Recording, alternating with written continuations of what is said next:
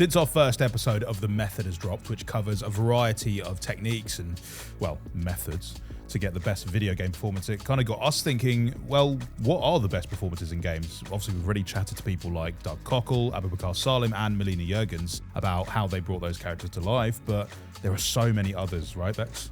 Yeah, I love video game actors and voice actors and finding out a bit more about the people who are behind some of our favourite characters. So why don't we have a chat about who we've enjoyed their performances the most? Yeah, and by the way, this video is brought to you by The Watchers.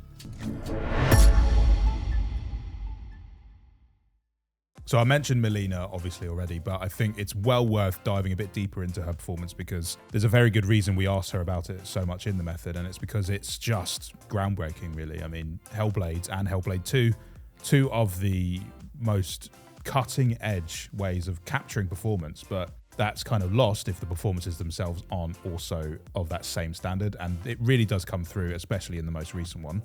Of course, is now available on Game Pass, so you guys should definitely check it out if you haven't already. Speaking of checking stuff out, go and watch our Method video like you mentioned, Henry. If you're super interested in learning more about Hellblade 2 and Melina and Abu and Doug. But one thing that really struck me when you're speaking to Melina that I really enjoy, she obviously won a BAFTA for her performance as Senua in Hellblade, Senua's Sacrifice. And coming from someone who, it strikes me so much of having no training, no experience in performance or acting, and then being able to win one of the most acclaimed awards, truly speaks for her talent and also the entire team, I believe, at Ninja Theory, to craft Senua into such an interesting and like raw character to experience in video games, which is incredible. I think it really speaks to the requirement, I suppose, of the actor themselves to be vital in developing the character. And yeah, like you said, she didn't have any of the practical skills, so to speak. You know, she has done video editing before, so she does understand how to tell a story, but in a different role. And so transitioning over to becoming the actual performance capture artist, that's like vastly different. And so instead, her techniques largely revolved around pulling from life experience, leaning on, you know, Lara Durham, the director and scriptwriter, and then working alongside the rest of the team to really craft this character. And I don't think there would have been any better way of doing it in the case of Senua as a character, because it is something of a team effort. It is something that does require you to go all in on your emotions, which she's not afraid to do. Melina Juegens is an absolute master of capturing, especially the darker emotions, I would say, as you'd expect with a game like Hellblade. But to this day, even replaying the original, it's still just an absolute benchmark for the industry. And then they went and did it again with Hellblade 2. So yeah, props to Melina Juegens. It's just a brilliant performance. Absolutely. From her like script delivery or you know, acting literally through using her voice, but also like you mentioned, having to react like in her face or expression, as well as taking on some really strenuous physical activity and demanding stuff that she had to go through. It really translates so well into the game. And as you mentioned, Henry, both Hellblade games are playable on Game Pass. Nice. So go and check it out and let us know what you think about Melina. So Keith David, I actually got introduced to him as a video game actor in Saints Row, which has some incredible talent throughout the games as well. Yeah, heck yeah. But maybe more widely known, Keith David is the Arbiter in Halo 2, which is obviously such an iconic character and an iconic game within the Halo series, to have the Arbiter as Master Chief's bestie, basically. Yeah. And he delivers it so well. I mean, with such an iconic voice as well, Keith David, it's hard to not just be drawn into any character he played, but especially true in Halo 2. Yeah, and it would be quite a challenge coming into the Halo franchise when obviously blew the lid off gaming, kickstarted the Xbox as a franchise, and you are now squaring off as a voice actor with Steve Downes, who obviously plays Master Chief, and that's quite tough matchup as it is. But obviously Keith David has years and years of experience and is a real, master of his craft. And so who better to really pair up with Steve Downes than Keith David? And I think the Arbiter was just one of my favorite ways of actually experiencing Halo 2. I know some people might think this is blasphemy, but I think the anniversary edition with the updated cutscenes just really helps to breathe even more emotion into his performance, because the Arbiter's like, he's kind of down and out on his luck a bit. He's struggling, and he's sent on basically a suicide mission to on behalf of the Covenant, and he really managed to still communicate that yes, the Arbiter is formidable. He's an elite warrior. He is like the best at what he does, but has now got to face this daunting task. And it still comes across that, he's powerful, but he has emotion to him. And it's a side of the Covenant that you didn't really get to understand before, because in Halo, I suppose, they mainly came off as just, they're your enemies. Just go and shoot them, kill them, win the fight, whatever it needed to be done. But this felt like a really intimate and behind closed doors look into what Covenant, like social life was kind of like. And I thought that was a brilliantly communicated way with his performance, and it's so good fun. He's become one of my favorite characters because of it. Yeah. The Arbiter. I think he's sick. It's so much fun. Same with Halo 2 and Halo 3 and things. It's so good. But let us know what your favorite Keith David role is. Is it Saints Row? He's your vice president, isn't he? I'm pretty. Or is he your chief of staff? Ooh, Chief of I staff don't remember. Keith David is. Or maybe Roadhouse, or any of his fantastic 80s classics, or Community, or maybe it is the Arbiter. But you're right, going up with Stephen Downes, it's almost like who's got the gruffest voice. Yeah, that's a tough matchup. I love it. Halo 2 also on Game Pass, so check that out as part of the Master Chief Collection. And relive his fantastic performance in 4K 120. Delicious. Looks so good. All right, let's move on to Cyberpunk, because this game is stacked with amazing performances. But there's two particular blockbuster names that I want to call out. And they're pretty obvious, but Keanu Reeves and Idris Elba, both brilliant in Cyberpunk. I think from the moment that he stepped out on stage at the Xbox showcase all those years ago, and just the energy he's carried throughout basically every role he's in. He really loves just doing jobs, Keanu Reeves. But Johnny Silverhand was excellent, and I think he was brilliantly cast for the role, because he is this apathetic, and he's basically sort of got a lot of, what's the word? He's massively cynical, and like, although in Cyberpunk you're basically the clock is ticking, and you're basically in a race against time to save yourself or figure out some kind of solution, and he's just kind of there as this like devil on your shoulder character that is commenting on everything you do, and at times really helpful, good advice, offers some clarity on situations. But more often than not, at least in my playthrough, he was just like a wall for me to like bang my head against, because he has this great comedic timing with the things that he was doing in it, and it was captured very well. Such a gossip as well, isn't he? Oh, When you come across characters, he's like, did you rid of it? And it's kind of a fun narrative tool to have someone who's kind of in the room but isn't really, because he's only in your head, and he's commenting on the situation as it develops. And it was a brilliant piece of storytelling, and his performance is great. But I didn't think it could do much better until Idris Elba came along, and Phantom Liberty really just put the cherry on top of Cyberpunk for me. And it's a really nice shift of tone, story-wise, because it's got a bit more of that like detective noir, espionage, subterfuge kind of themes to it. And again, Idris Elba, another blockbuster AAA Hollywood actor. He needs no introduction, but he absolutely killed the role. And I think having the chops to do shows like The Wire was probably enough to convince them, like, for my gritty, undercover sleeper agent cop, I'm going to need a guy like Idris Elba. And he fully just dove into that role. It's great. We've spoken so far, you just mentioned them, Keanu Reeves, Idris Elba. We just spoke about Keith David as well, and Melina, but the last three names especially, like you say, are super well known out across like mainstream media as well. So I'd love to know what you guys think in the comments. Let us know how you feel about seeing these AAA actors within video games as well, because there are so much of a talent, and I don't think it's fair to like separate voice actors aside from actors. No. But I find it really interesting when, you know, these names do want to get involved. So would love to know what you think about it. What are some of your favorite names that have done video games, and who are some of your favorite video game actors too?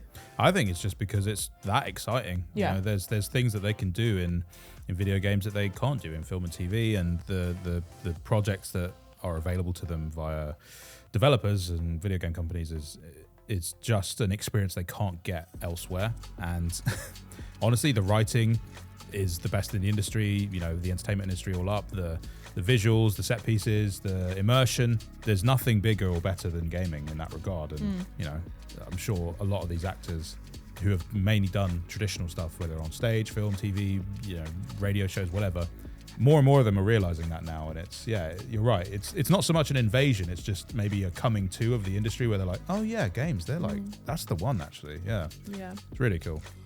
And speaking of, you know, splicing those mediums as well, let's chat about Abu Bakr Salim's performance as Bayek, who's probably most known for, but now turned game director, as well as, you know, TV show actor as well. He's done quite a lot across different mediums too. But absolutely, we have Assassin's Creed Origins, where he is the protagonist Bayek. This is quite interesting because you got to, Henry, speak to him too, as part of our Method series, where we started off chatting to a few talent about their best performances, literally what we're talking about just now. So my favorite part from that though is when you're speaking to Abu and Doug in the studio, and he's talking about really throwing himself into a role and like making the best of what you have available to you, which I think is such a great characteristic to have in any role that you're about to perform or whatever, you know, task you're putting yourself up to. But yeah, his anecdote about when he's literally having to pretend to ride a horse as Bayek through like the dunes or whatever, and clip-clopping along. I'm half surprised he didn't, you know, make the noises himself, because I probably would as well. What I love about the Assassin's Creed series is the fact that it does take us across history, though, and so clearly the teams involved with making them across Ubisoft Studios are really just big history geeks, and so they probably, you know, have to work quite closely with the actors to make sure that it's representative of the time that that you're playing in. It's such a passionate and raw performance. Like, you really feel everything that Bayek is going through and his like path of vengeance that he's going down, and you can tell he's also a really sweet guy and he's a community man, and it's a very like full spectrum raw performance, and one well worth experiencing. Yeah, he was Abu was nominated for Bayek specifically for a few different awards, but as well for a BAFTA for best video game performance. So there's that, as well as going on to now do some more work in his own title, Tales of Kinzara Zhao, where I guess even more so, I would say a real raw and in-depth performance is on display from him there. So yeah, definitely can't wait to see what else he does next. I know. Here's one that I know everyone could probably agree with. Even if you haven't played the game, I think everybody has heard from someone at some point that Arthur Morgan is perhaps the greatest video game performance ever. Like, I see it all the time across YouTube comments, Twitter, wherever. People are talking about Roger Clark and his Arthur Morgan performance to the end of time, because, well, they're probably right. It is just, again, it's similar to Abu in that it's a full spectrum performance, because in Red Dead you do get the opportunity to make decisions that change and shape your version of Arthur. And I mean, the way that I played Red Dead 2, Arthur was a good man. You know, I always see him as a good man. You know, it felt like the right way to play it. But of course, you could play it the complete opposite and make him an absolute tool and just awful to everyone around him. And that would be reflected in the way that he then carries himself, the rest of the camp, the rest of the characters, other like NPCs, you know, different quests that are available to you. It's just a fascinating game. If you're purely just focusing on like narrative development of a character and like player input into that as well, like Rockstar just killed it with Arthur Morgan as a character. And I think the narrative really supported it well. I mean, Red Dead 2's story is blockbuster gaming if I've ever seen it. It's a great point to bring up as well, because from great narratives come great characters, but also vice versa. You're so true. Like, you can really just fall in love with a character story, or I can really just want to know more about one specific person, and Arthur Morgan is absolutely one of those people or individuals that you just feel so drawn to. Mentioning about Rockstar, like, I think they do it so well across, like, GTA 5 as well had some fantastic performances, and one thing I really do enjoy is that they obviously put a lot of care and thought and effort into finding a talent that fits their concept of someone, or maybe it's vice versa. Maybe they find someone and they're like, you are what Trevor, and I couldn't quite get it or whatever, because that really comes across with your three protagonists in GTA 5, I think, as well. But I also just really enjoy that they do have very similar, like, they must take a lot of inspiration from the actors themselves. I don't want to speak for them, but it feels like they do. They own them. Yeah. In a way, you're so right. They do encompass them. Like, the way they have such similarities to the real life actors in the characters too. Like, I mean, Arthur has some, physical resemblance of Roger, and the same with the GTA 5 characters. So yeah, I just think it's a real masterclass with finding either the perfect fit or fitting your narrative to this character and letting an actor just become their performance. Definitely. He's also got a wicked sense of humor in the game, which is really well worth experiencing. It's so funny. Another friend of the channel you've spoken to a few times now, Henry. Yep. It's our dear friend Doug Cockle. Good old Doug Cockle. You can always rely on him to put in a good performance. Most famously known as taking on the role of Geralt. Obviously, we've got the live action Witcher too, but there is really no one else who encompasses Geralt quite like Doug. Nah, he's the one. He's forged the character, I think, so for himself. And you guys, Henry, you can maybe speak on this a bit more, having heard from him firsthand of what that is like, what his process was like forming Geralt. But I think Geralt is such an iconic character, and that has so much to do with Doug. Like, it's not just about how cool he looks and how many swords he has, even though those are very helpful parts of creating such an iconic character. But yeah, Doug has so much to do for Geralt's success, I think. Yeah, the look of him is one thing, but I couldn't even imagine another person trying to be Geralt. It all would just feel like an imitation of what Doug has already set. Like, that is the standard. That's who he is. And yeah, he does come from a much more traditional background. He's more like stage, film, TV. And when it came to doing, voiceover work for The Witcher, you're right. It's been a long journey for them. They're 3 games and multiple expansions deep with Geralt as a character, plus the other appearances he's had in other games, and it's just an iconic performance, to put it lightly. And it's not just like putting on a gruff voice. It's not just being like monotone or lacking the emotion. Like, it sounds like all the hallmarks of, well, that doesn't sound very interesting at all actually, but even with all of that, you still do feel this human side to Geralt, that's the most interesting part of him. Yeah, being a Witcher is really cool. He can do magic, he can fight, whatever. It's the human side of Geralt which makes us really connect with him as a character, and that's all down to Doug. Yes, the writing team have worked really closely with him to develop Geralt throughout the years, but if we didn't have Doug, we wouldn't have the Geralt we have today. And so yeah, it's we definitely have him to thank for so much of it. And yeah, while the TV shows and all of that, they are great things to watch as well, I think we can all agree that Doug Cockle is Geralt, and that's the way it's always going to be. Amen.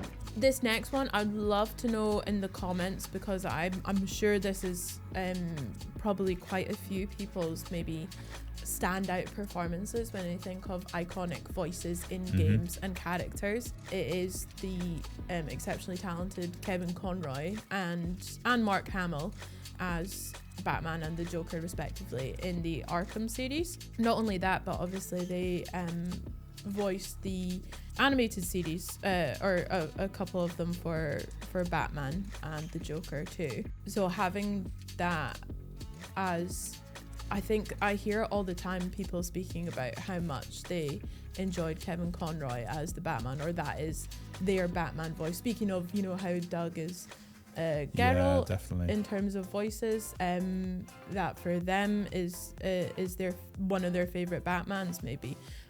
Whenever that discussion comes up, I guess.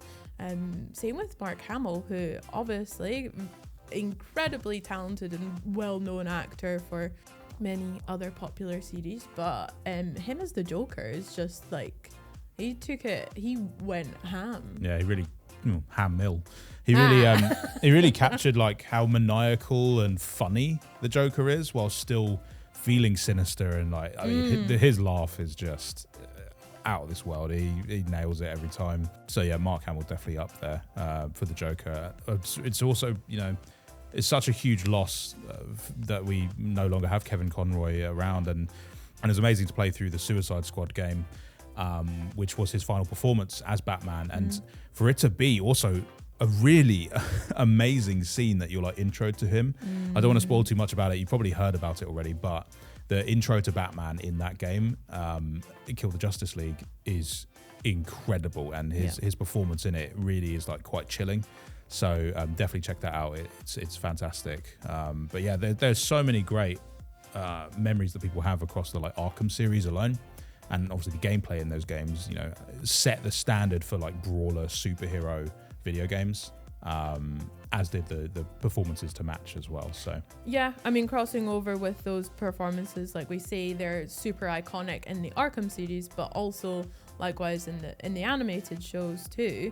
And we kind of get a taste of that, a flavor of that, circling back to what we've spoken about already in this video of either established like film and TV and stage actors coming into video games, and almost vice versa. We have such like a huge talent pool of acclaimed actors like Laura Bailey or Ashley Birch, and you know, well, actually like loads of the Critical Role, with the success of like Vox Machina becoming like an animated TV show, from just voice actors that have, you know, played games together, and now they have their own entire show. But there's so many talent and roles we could speak about.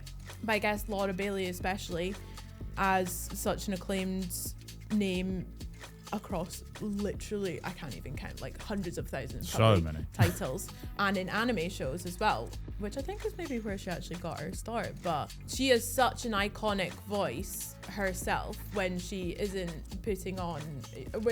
like acting more for like the character, when it is just her Laura Bailey voice as like Kate Diaz, and even as Saints Row as well, which is how I found her. I love that. But Kate Diaz is a fantastic character.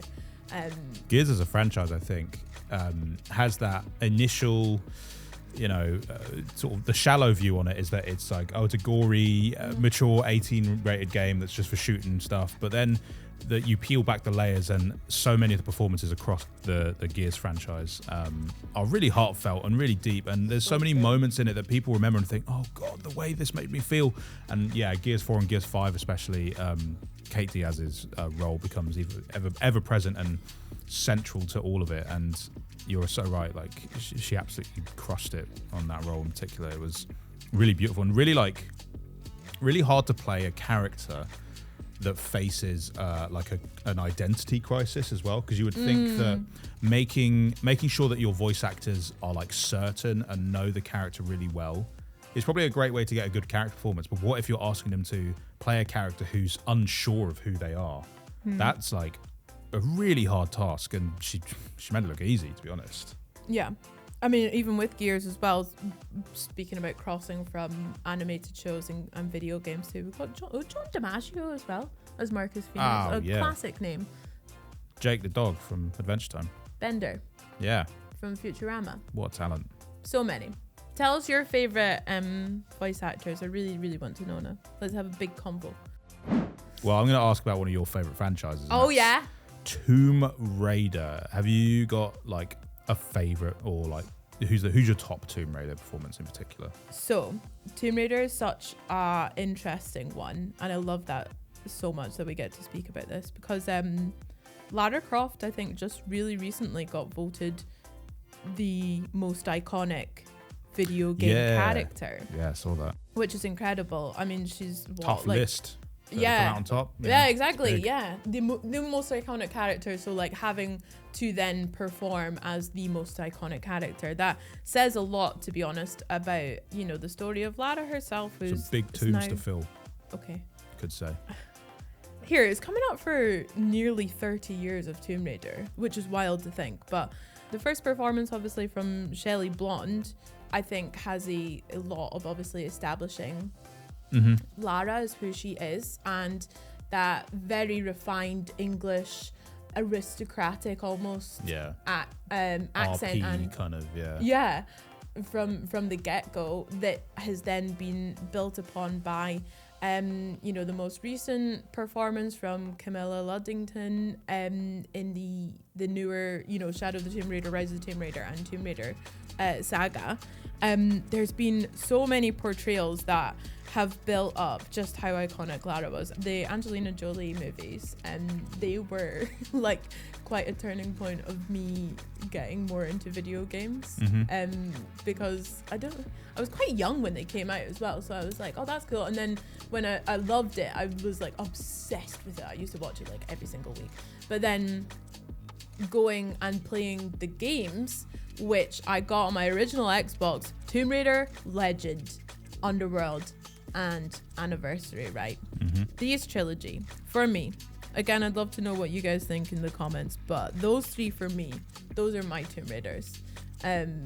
What is it people say? Those are my, that's my Tomb Raider. My Tomb Raider. Yeah. I played those obsessively when I was younger, and I love Lara. I still do. I think, again, I completely agree that she is one of the most iconic video game characters.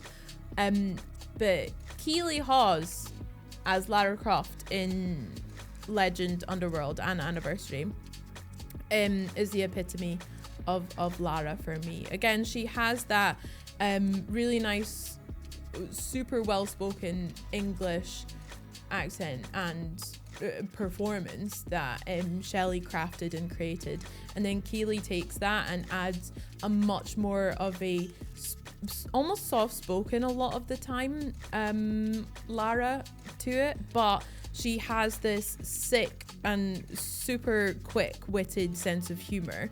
And when you see those passionate moments within, you know, the story and the intense combat situations, you get this really like nasty, almost like venomous like performance from Keely, which I think is fantastic and one of my favorite things. How she plays Lara so cool, collected. She is a woman who knows everything that she needs to and will put you in your place when the opportunity comes up too.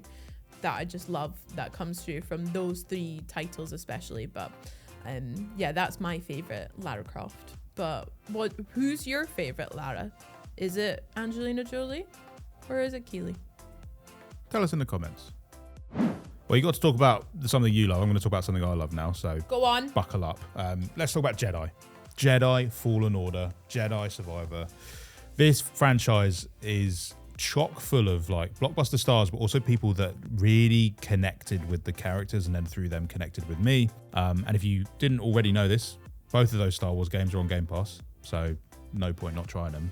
But Cameron Monaghan as Cal Kestis is a really great example of someone kind of similarly to Doug, like taking a character and developing them through two games, going from this Padawan who is full of regret, full of like remorse, full of this weight on his shoulder that he feels responsible for some awful things that have happened, but also trying to survive in a world that's incredibly hostile to him, becoming stronger throughout it, and then basically leading like a group of people through the next phase of that life and trying to fight back and rebuild as well.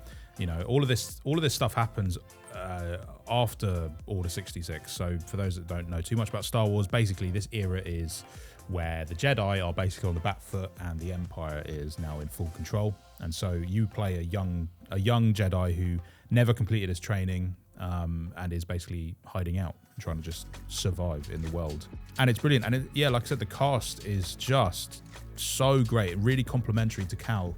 It's great when you write an ensemble of characters where they don't need to all feel like full people. They can have flaws and they can sort of fit within each other in that regard and improve each other, help develop each other. You know, no one character has to be perfect. And that's the same with many of the characters in the Jedi series. You know, you think of Seer Junda, who typically would think, oh, they're like an Obi-Wan character. They're basically perfect. You know, they're a sage. They're wise. They can impart all this knowledge. But no, Seer is also damaged in a way and has her own grief to overcome. And that's something that I really find quite beautiful in these games, is that these are characters that really bond, progress each other, and you never quite forget the journey that they've been on.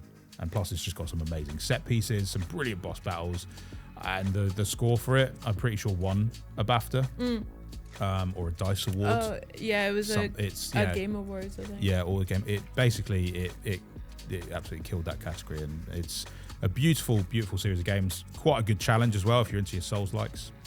Plus, it looks bloody good on Series X, I have to say. So yeah, check them out. It was a Grammy. Oh yeah, it was a Grammy. Yeah, beat that. Winning a Grammy for a game. Right, so those are our favourites. But what are the gaming performances that you guys are never going to forget? Drop them in the comments. We are going to take a look at all of them and judge you for them. All right? How about our sponsor, Bex? Tell us about that. So, The Watchers, or The Watched in the UK, this terrifying new movie follows Dakota Fanning's Mina, who gets stranded in a forest. Oh no. She finds shelter but becomes trapped with 3 strangers and realizes she may be in even more trouble than she first realized, thanks to the bizarre creatures who stalk them every night. Uncover the mysteries of who or what the Watchers are and what their purpose is when the movie comes only to cinemas on June 7th. In my office, there's a metal box full of documents. Destroy everything you find. Watchers, they can see right through you. No human should ever come to this place. No one leaves. That is the rule. The Watchers, June 7th, rated PG-13.